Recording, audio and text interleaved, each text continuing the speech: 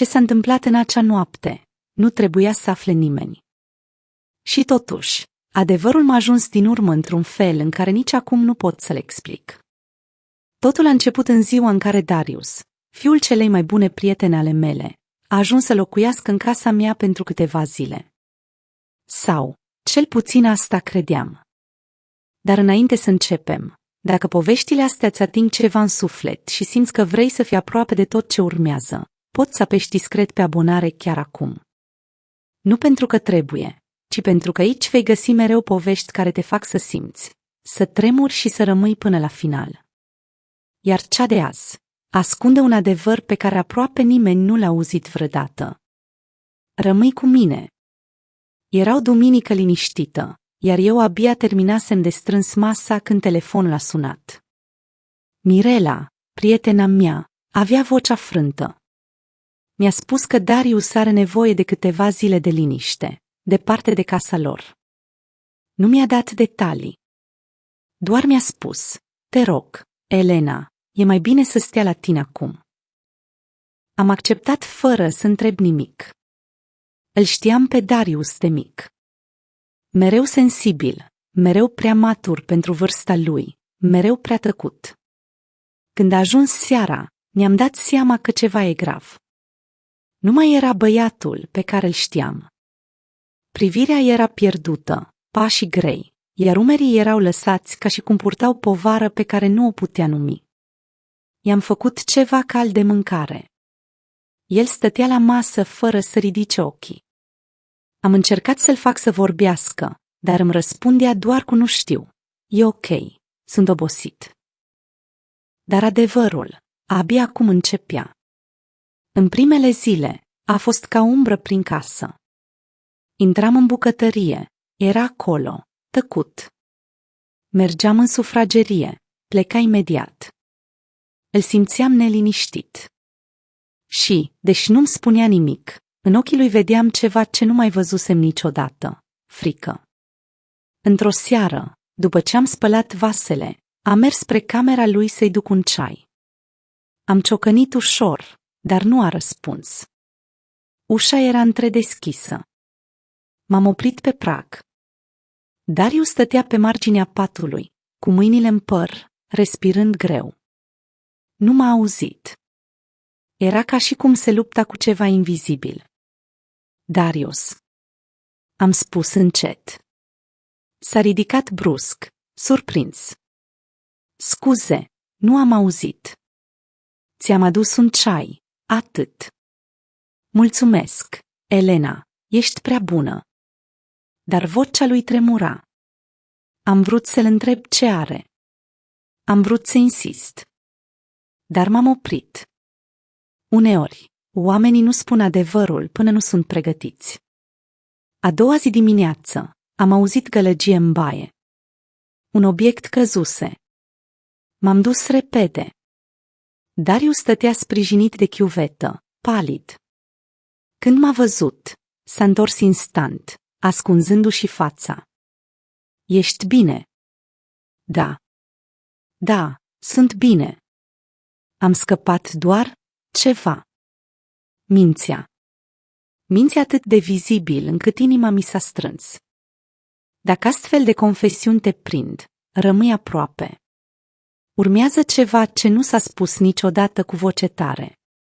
Și dacă vrei să nu ratezi nicio poveste, poți da și tu un mic abonare discret, fără obligații.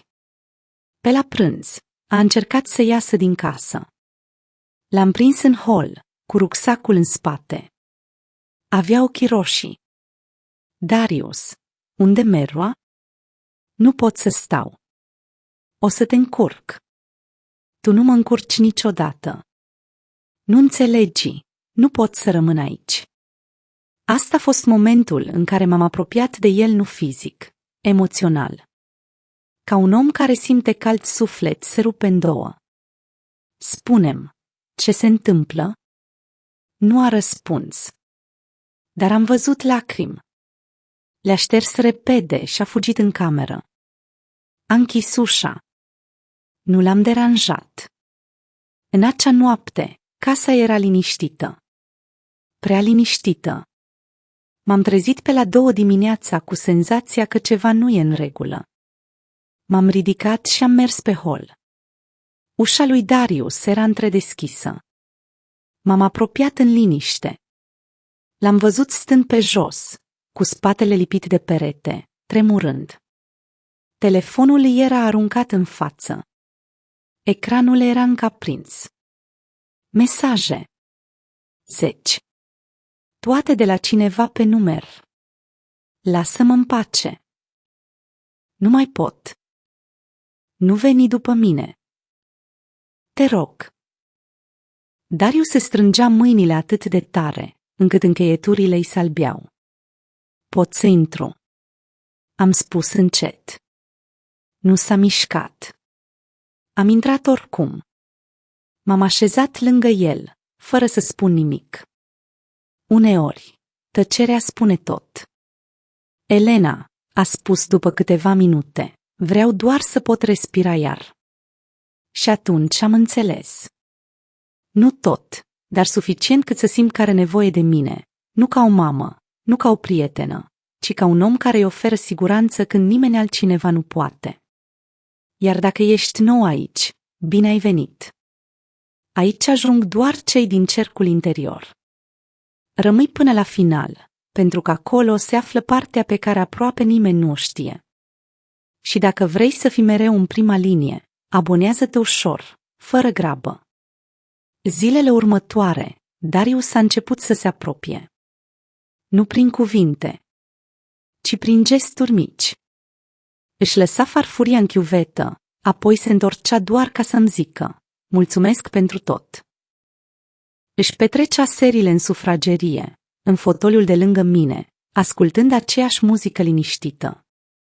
Uneori îl surprindeam uitându-se la mine. Nu într-un fel nepotrivit, ci ca și cum încerca să înțeleagă cum poate un om să fie atât de blând cu el fără să ceară nimic.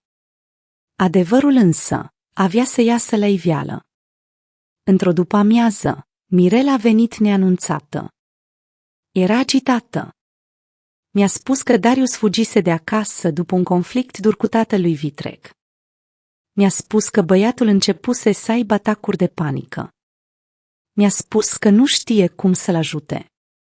Când a încercat să intre peste el în camera lui, Darius a ridicat vocea. I-a ridicat-o și mai tare. Casa s-a umplut de tensiune. La un moment dat, Darius a explodat. Tu nu mă asculți niciodată. Elena mă ascultă. Mirela a încremenit. Eu la fel. Cuvintele lui au rămas în aer ca o tăietură nevăzută. În acea noapte, Darius a venit în sufragerie. Stăteam pe canapea, cu lumina mică aprinsă. S-a așezat lângă mine. Elena, pot să-ți spun ceva? Orice. Când sunt aici, nu mă mai simt singur. Nu știu ce faci, dar mă liniștești. M-am simțit copăleșită. Era vulnerabil, sincer, deschis în felul acela rar în care un om se deschide doar când simte că e în siguranță. Și dacă ți se pare că ai auzit tot, așteaptă. Adevărul cel mai intens, abia cum începe. Rămâi până la final ca să-l afli. Iar dacă vrei să fii aici și la următoarele dezvăluiri, apasă discret pe abonare. Într-o joi seara, am uitat să închid ușa sufrageriei. Stăteam pe canapea, iar Darius, epuizat, adormise lângă mine, cu capul pe umărul meu. Era un gest inocent, dar plin de sensuri neînțelese. M-am ridicat încet să-i aduc o pătură. Atunci s-a auzit cheia în ușă. Aura, vecina mea, a intrat fără să anunțe, ca de obicei. Când m-a văzut cu pătura în mână și cu Darius dormind lângă mine, ochii ei s-au lărgit. A înțeles complet greșit.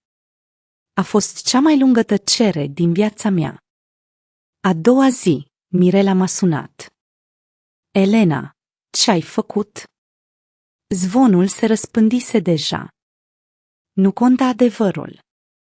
Oamenii văzuseră ce voiau să vadă. Darius a vrut să plece imediat.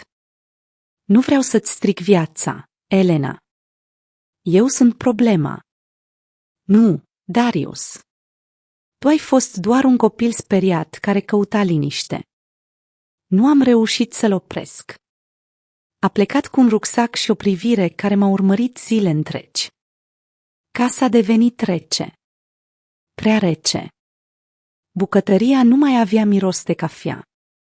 Holul nu mai avea pași. Camera de oaspeți era iar goală.